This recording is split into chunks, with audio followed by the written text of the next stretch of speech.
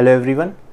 आज के इस लेक्चर में हम लाइन्स एंड एंगल्स को ही कंटिन्यू करेंगे। जैसा कि आपने थंबनेल में देख लिया होगा, ऑल्टरनेट इंटीरियर एंगल्स के बारे में बात करेंगे, जानेंगे क्या होते हैं ऑल्टरनेट इंटीरियर एंगल्स, क्या होते हैं करस्पॉन्डिंग एंगल्स, पैरेलल लाइंस क्या होती हैं, कैसे ट्रांसवर्सल वहाँ से जाता है तो कितने एंगल्स बनते हैं, पूरे कंसेप्ट आज हम देखने वाले हैं। प्लस एनसीईआरटी की एक्सरसाइज जो 6.2 है उसको भी हम यहाँ पे कवर करेंगे। इसके पहले अगर आपने वीडियो नहीं देखा हो तो मेरी सीरीज़ चल रही है, यहाँ पे पूरा कोर्स हम कंप्लीट कर रहे हैं क्लास 9th का, तो आप चाहें तो प्लेलिस्ट में जाके चेक कर सकते हैं। आपको वहाँ पे जितने भी हमने अभी तक चैप्टर्स कर लिए हैं वहाँ पे आपको उनका पूरा एक्सप्लेनेशन मिल जाएगा विद सॉल्यूशंस एनसीईआरटी का। और पिछले वीडियो में हमने एक्सरसाइज 6.1 कंप्लीट करी थी और बात किया था वर्टिकली अपोजिट एंगल्स के बारे में, लीनियर पेयर के बारे में, कैसे लीनियर पेयर बनाते हैं, कब 180 डिग्री होता है, और उससे रिलेटेड क्वेश्चंस भी किए थे। तो अगर आपने वो वीडियो नहीं देखा है तो देख लीजिएगा, लिंक मैं डिस्क्रिप्शन में दे दूंगा। तो चलिए हम इस वीडियो के साथ चालू करते हैं। पहली चीज़ एक्सरसाइज 6.2 हम इसमें कंप्लीट करेंगे और उसके पहले हम ये जानते हैं कि पैरेलल लाइंस और ट्रांसवर्सल के बीच का रिलेशन क्या होता है। तो चलिए हम one pair of parallel lines draw करते हैं। ये मैंने ड्रॉ करी एक लाइन और ये मैंने ड्रॉ करी एक और लाइन। इस लाइन को L बोल दिया, इस लाइन को मैंने M बोल दिया। तो L और M मेरी दो पैरेलल लाइंस हैं। अब एक तीसरी लाइन और बनाऊंगा जो इन दोनों को इंटरसेक्ट करती हुई जाएगी। ठीक है भाई, एक तीसरी लाइन जो इन दोनों को इंटरसेक्ट करती हुई जाएगी, इंटरसेक्ट मतलब कि काटती हुई जाएगी, तो वो कहलाएगी मेरी ट्रांसवर्सल। उस लाइन को मैं क्या कहूँगा, ये ऐसे यहाँ से काटती हुई चली गई। तो ये जो तीसरी लाइन हुई इसको मैंने लाइन N नाम दे दिया। L M दो मेरी पैरेलल लाइंस थी। डेटा लिख देता हूँ यहाँ पे, देखो L is parallel to M। L किसके, M के पैरेलल है। N थर्ड लाइन है जो कि उन दोनों को इंटरसेक्ट करती हुई जा रही है, तो N को हम बोलेंगे N is a transversal. N क्या कहलाएगा मेरा, ट्रांसवर्सल। दूसरा पॉइंट ये हो गया। तो जब ऐसा हो रहा है ना, तो देखो मेरे पास 4 पेयर्स ऑफ एंगल इस पॉइंट पे बन रहे हैं। 2 पॉइंट मिले मुझको, एक पॉइंट ये मिला और एक पॉइंट ये मिला, 2 पॉइंट मिले। इस पॉइंट को मैंने P नाम दे दिया जो यहां मिला, और इस पॉइंट को मैंने Q नाम दे दिया जो यहां मिला। ठीक है, अब यहां पे 4 पेयर ऑफ एंगल, 4 अलग अलग एंगल्स बन रहे हैं। एक angle, 2 angle, 3 angle, 4 angle. Similarly इस पॉइंट पे भी मेरे पास 4 अलग अलग एंगल्स मिल रहे हैं। नाम दे देता हूं। इस एंगल को मैंने 1 दे दिया नाम, इसको 2 दे दिया, इसको 3 दे दिया, इसको 4 दे दिया, इसको 5, 6, 7 और 8। तो भाई ये मेरे 4 अलग अलग एंगल्स बन गए। पैरेलल लाइन थी, a pair of parallel lines intersected by a transversal.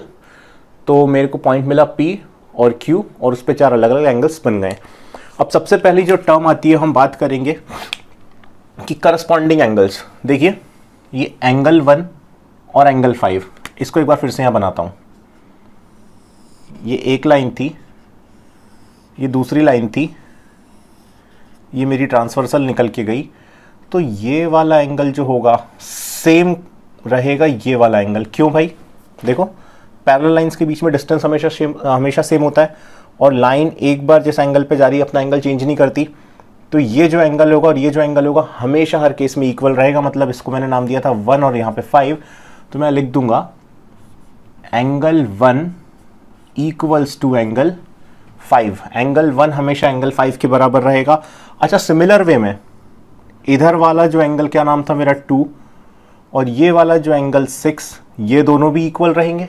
ठीक है, तो ये दोनों भी इक्वल रहेंगे, तो एंगल 2 इक्वल्स टू हो गया एंगल 6। ठीक है भाई, एक और हो गया, ये एंगल 3 और ये वाला एंगल सिमिलर वे में है तो ये भी इक्वल होंगे, प्लस ये एंगल और ये एंगल 4 और 8 ये भी इक्वल होंगे। तो इस टाइप के जो एंगल्स होते हैं उनको बोलते हैं करस्पॉन्डिंग एंगल। देखो इसके करस्पॉन्ड में ये एंगल यहां बन रहा है, इसके करस्पॉन्ड में ये एंगल यहां बन रहा है, इसी वजह से इनको करस्पॉन्डिंग एंगल्स बोलते हैं। तो बात जो है वो क्या कहना चाह रहा हूं मैं कि when a transversal intersects a intersect a pair of parallel line, then corresponding angles are equal. मतलब कि एंगल 5 और एंगल 1 करस्पॉन्डिंग एंगल्स हैं, इसलिए इक्वल होंगे. और similarly angle 2 equals to angle 6 हो जाएगा, angle 3 equal to 7, angle 4 equal to 8.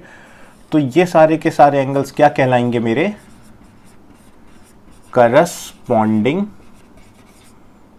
Angles. ठीक है भाई, ये हो गई पहली बात कि करस्पॉन्डिंग एंगल्स क्या होते हैं.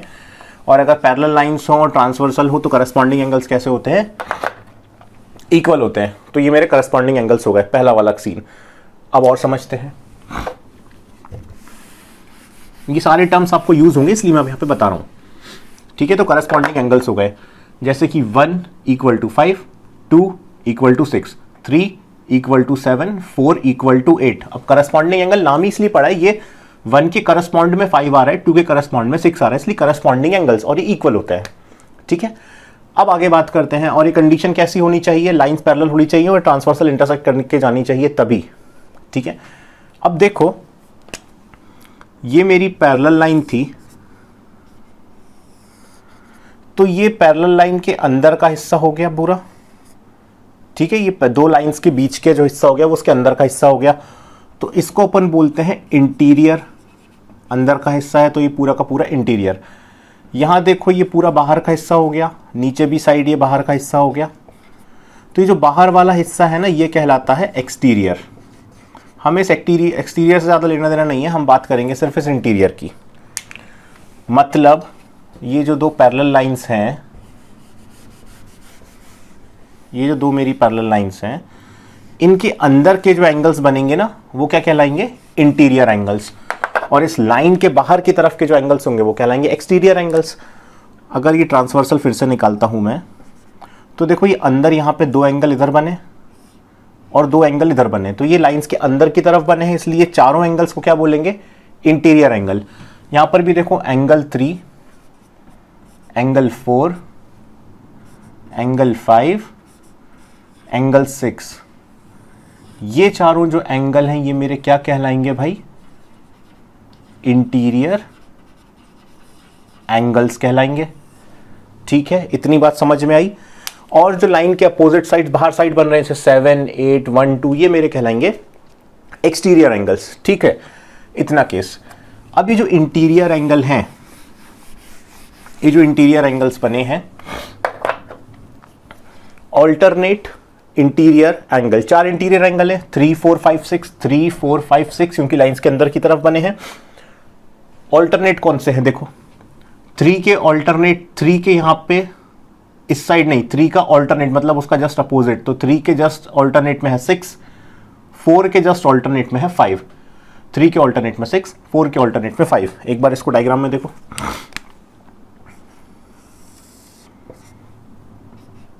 ये मेरी पैरेलल लाइंस हो गई, ये एक ट्रांसवर्सल काट के चली गई. इंटीरियर एंगल कौन से?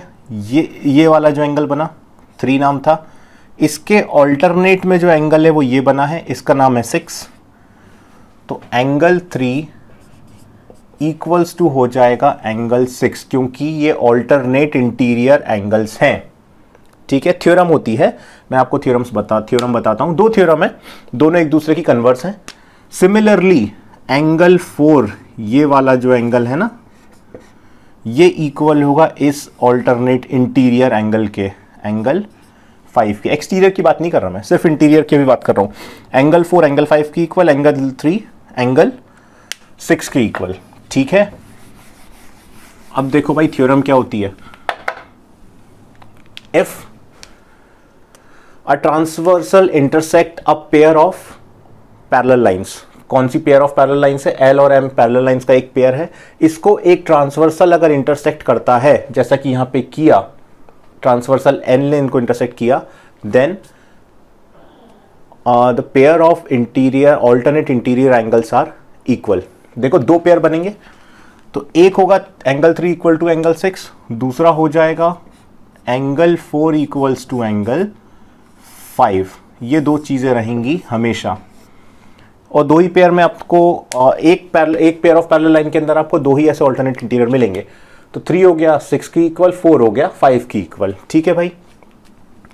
अब अगर मैं 2 से ज्यादा पैरेलल लाइंस कर देता हूं तो क्या केस होगा? अच्छा सा कन्वर्स भी देख लेते हैं। देखो, अगर पैरेलल लाइंस हैं और पैरेलल लाइंस को एक ट्रांसवर्सल काट के जा रही है तो थ्योरम ये बोलती है कि ऑल्टरनेट इंटीरियर एंगल्स इक्वल होंगे। ये है मेरे ऑल्टरनेट इंटीरियर एंगल्स और ये इक्वल होंगे। तो ये हो गई पहली थ्योरम। इसका कन्वर्स क्या होता है? इसका कन्वर्स ये होता है, अगर मुझे ये नहीं दिया कि लाइंस पैरेलल हैं कि नहीं है, क्वेश्चन में आपसे पूछ लेता है कि प्रूव करो कि लाइंस पैरेलल है, तो लाइंस को पैरेलल करने का तरीका क्या है? पहली थ्योरम क्या थी? पैरेलल लाइंस है, ट्रांसवर्सल काट की गई तो ऑल्टरनेट इंटीरियर एंगल्स इक्वल होते हैं। दूसरी थ्योरम, अगर ऑल्टरनेट इंटीरियर एंगल्स इक्वल हैं, अगर ऑल्टरनेट इंटीरियर एंगल्स इक्वल हैं, इसका मतलब यह है कि लाइंस आर पैरेलल। खत्म बात। अगर ये एंगल इक्वल गिवन है तो lines L is parallel to M। ये दूसरी थ्योरम है। अगर एंगल इक्वल दिए हुए हैं तो लाइंस पैरेलल होंगी। लाइंस पैरेलल और एक ट्रांसवर्सल गई है तो एंगल्स इक्वल होंगे। ठीक है, बस ये दो थ्योरम्स थी। अब जो हमने ये पूरा का पूरा केस पढ़ा one pair of parallel lines को लेके। अब अगर दो से ज़्यादा पैरेलल लाइंस हैं, देखो मैं यहाँ पे बना के बताता हूँ। अभी हमने दो का केस पढ़ा, ठीक है। अब मैं क्या कर देता हूँ, एक पैरेलल लाइन, दूसरी पैरेलल लाइन और ये बना दी तीसरी पैरेलल लाइन, और एक ट्रांसवर्सल फिर से इनको काट के चली गई। ये L, ये M, ये N। मुझे गिवन है L is parallel to M और M is parallel to N। तो ये तीनों ही आपस में एक दूसरे के क्या हो गई? पैरेलल हो गई। कोई दो अगर एक दूसरे के पैरेलल हैं तो तीसरी अपने आप उसके पैरेलल हो जाएगी। ठीक है, तो ये तीनों लाइंस आपस में पैरेलल हैं। तो इस केस में भी एंगल्स सेम ही रहने वाले हैं। देखो, ये एंगल इसके इक्वल होगा ऑल्टरनेट इंटीरियर एंगल, अभी हमने देखा। ये एंगल इसकी इक्वल होगा, फिर से ऑल्टरनेट इंटीरियर एंगल हो गया। ठीक है, अब यहां पर भी वही चीज है। देखो, अच्छा करस्पॉन्डिंग एंगल भी हो सकते हैं। जैसे ये वाला एंगल है तो ये एंगल उसकी इक्वल हो जाएगा। सिमिलरली ये करस्पॉन्डिंग है, ये और ये तीनों करस्पॉन्डिंग एंगल है तो इक्वल हो गए।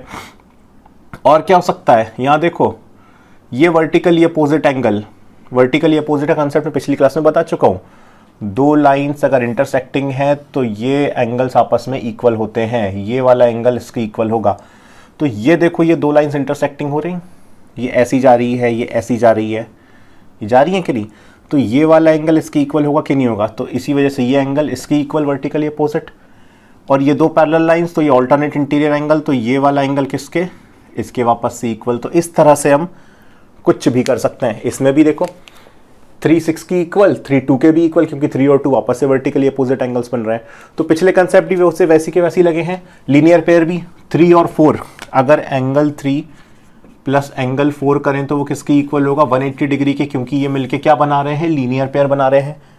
सिमिलरली एंगल 1 और एंगल 2 मिलके भी लीनियर पेयर बना रहे हैं। एंगल 6 और एंगल 8 अगर इस साइड से देखूं, ये देखो ये, तो एंगल 6 और एंगल 8 मिलके भी क्या बना रहे हैं? 180 डिग्री, मतलब कि ये भी लीनियर पेयर बना रहे हैं। तो पिछले कंसेप्ट तो वहीं के वहीं थे, कुछ कंसेप्ट और जुड़ गए। अब हम करते हैं क्वेश्चन जिनसे कि हमें क्लियर हो जाए कि इनका यूज कैसे होता है, कहाँ होता है और किस तरह से क्वेश्चन सॉल्व कर सकते हैं। आई होप इतना अभी तक क्लियर हो गया होगा। चलिए अब हम एक्सरसाइज की तरफ बढ़ते हैं। एक्सरसाइज 6.2 जो हमारी एनसीईआरटी की है। अगर आप एनसीईआरटी के नहीं भी हैं तो भी आपको ये बेनिफिशियल ही है, क्योंकि क्वेश्चंस कैसे भी हो कंसेप्ट तो ही रहने वाला है और क्वेश्चंस में ज़्यादा डिफरेंस आता नहीं है। आप कोई भी बोर्ड के हों, आपके लिए क्लासेस बेनिफिशियल हैं। चलिए मेरे पास यहाँ पे एनसीईआरटी 6.2 का प्रिंट आउट है। तो उसका पहला क्वेश्चन एक्सरसाइज 6.2 हम देख रहे हैं। यहाँ पे जो चीज़ अभी हमने पढ़ी है बस हम वही के वही यहाँ पे डिस्कस करेंगे और पूरा का पूरा यहाँ पे एक्सरसाइज इसी तरह से खत्म कर देंगे। एक्सरसाइज 6.2 का जो फर्स्ट क्वेश्चन है वो क्या कह रहा है हमसे, चलिए उसके बारे में बात करते हैं। 6.2 का फर्स्ट क्वेश्चन है, इन फिगर 6.28 फिगर बना लेते हैं भाई। चलिए देख लीजिए, ये फिगर है।